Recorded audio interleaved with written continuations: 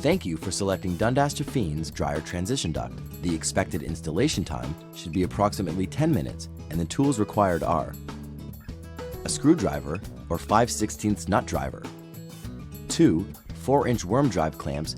If you plan on cutting the duct to a shorter length, you will require a wire cutter and utility knife. The first step is to slide one end of the duct over the exhaust outlet of the clothes dryer. Secure the duct and dryer port with a 4-inch worm drive clamp or a clamp provided with your kit.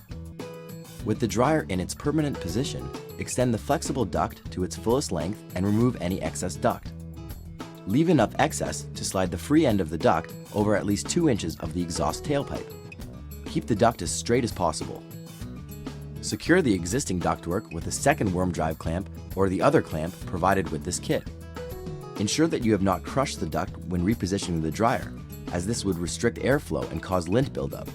For more information about this product or other Dundas Jafine products, please visit our website at dundasjafine.com.